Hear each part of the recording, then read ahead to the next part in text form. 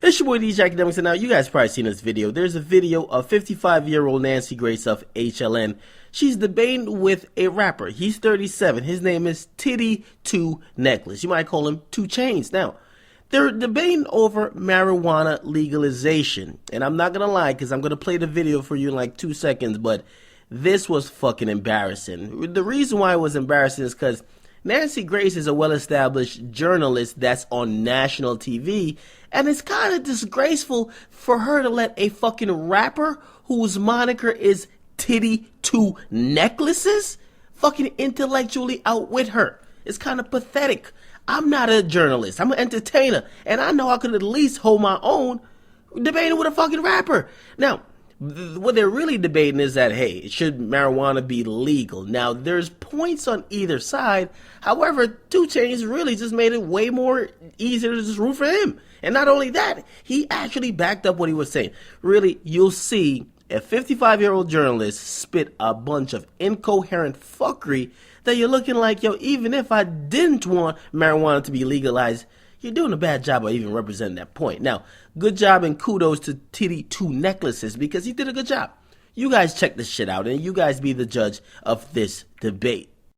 A superstar in his own right, known as 2 Chainz, also Tahid Epps, also Titty Boy with us from my old stomping grounds, College Park, Georgia, now one of the most famous rap stars in the world. You know, 2 Chainz, first of all, thank you for being with us. You're a star. So many people, so many teens, so many young adults look up to you. Can I ask you, when you hear about cases like this, why do you still support the legalization of marijuana? Because, you know, I know your persona is different from your rap persona. I know, for instance, you graduated with a 4.0, that you got a scholarship. That's 2 Chainz. Happy birthday, Jam Records. Why do all the guys have on regular clothes and the women have on skin-tight leopard suits? You know, I don't know the answer to that. But why do you advocate legalization of pot when you hear stories like what I'm talking about? Well, from the stories that I just heard you talk about, they had alcohol included, which we all know, you know, cause you to black out, forget things, and have memory loss. They also dealt with irresponsible people. I don't think that you could put an umbrella on the whole community off these few incidents that you just named. Well, what community is that? The potheads? The smokers, the stoners community. I just feel like you can't use these particular stories to define everybody that has recreational use. I'm not defining everybody, okay? So don't throw me in that pot and stew me. What I'm saying is legalizing pot ends up in stories like this.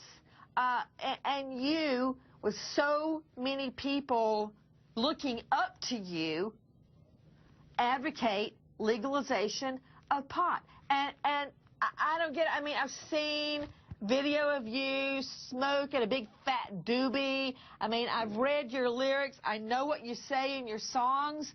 But when you hear stories like the mom and the dad on the front porch, the baby dies in a fire, then my next story, everybody, that's 2 Chainz Twitter account. That's him smoking pot. And while I have you, why the 2 Chainz? Just curious. 2 Chainz was obviously my second time, you know, coming around as far as a rapper. My first name was Titty Boy, but the name came from an internal thing with my mom, me being an only child, me being a spoiled brat, me being breastfed, so the whole family called me Titty Boy. But then when it was time for me to really go out here and make a name for myself, I figured like 2 Chainz could obviously mean this would be my second chance, and then 1 chain being who I am, and another chain basically being what I thrive to be. So it has a little deeper meaning. You know, in one of your lyrics, you say, "I don't fear death or dying. I only fear not trying." And some of your lyrics are so incredible, but then other of your lyrics advocates a different kind of lifestyle, a different kind of lifestyle that I don't think you would want little children exposed to. I mean, do you have children? I have two beautiful little girls, and I'm a great father. I just feel like, you know, everybody should basically take care of their own. You have kids, too, as well, right? I do. So it's about governing your own household. It's about taking care of your own property. It's about having some kind of structure in anything, any drug. I hear you, 2 Chainz. I hear you. But what I'm saying to you is this. People listen to you. And while you may be able to get high, and your children are kept away from that, and they're not growing up like that, is my guess, is my hope. Other people don't have the advantages that you have. Okay, Liz, show me the video of Jessica Gamble out of Ohio. This mom, look at this, 2 Chainz, this mom making her 2-year-old child smoke pot. Watch this. I want you to watch it. Look at this baby.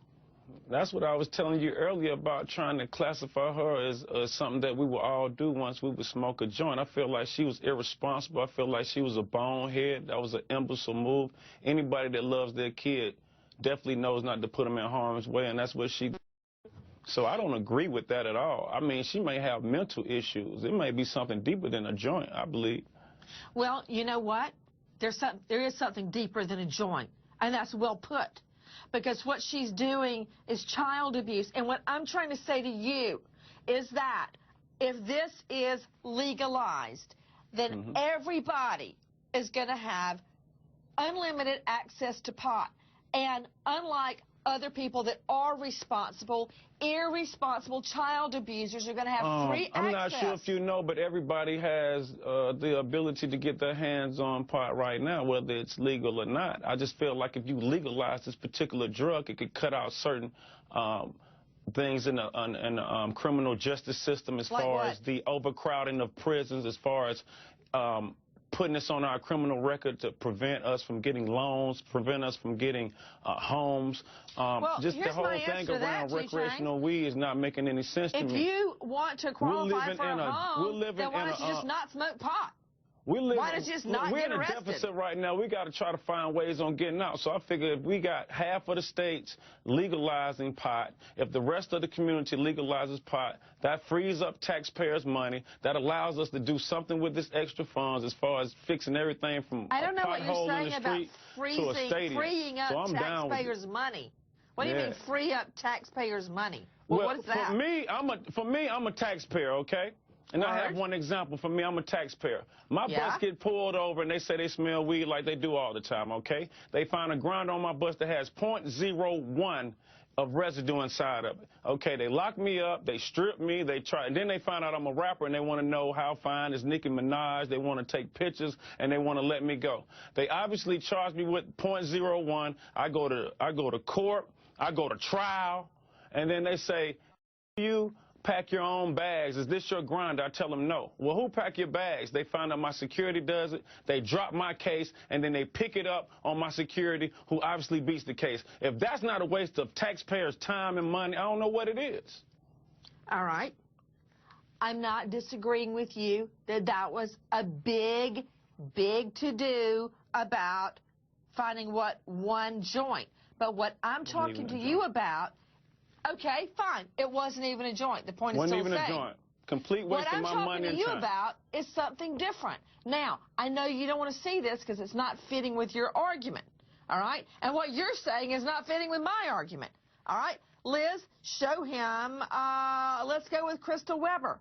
A mom and her friends giving the 2-year-old daughter pot and letting the kid smoke pot.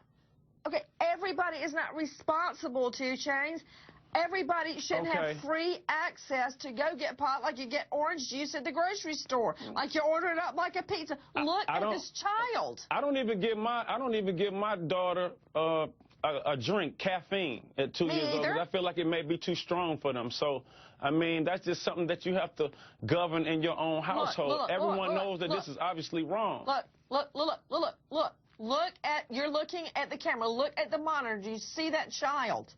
Now, this kid may need marijuana when he's about 16 because he may, have some other things going on. But obviously, 2 years old. I don't even know what you're talking about. Now, let's just talk about you for a minute. You know what I'm You went talking to about. college. You went You to know what I'm college talking about. on a sports scholarship, did you not?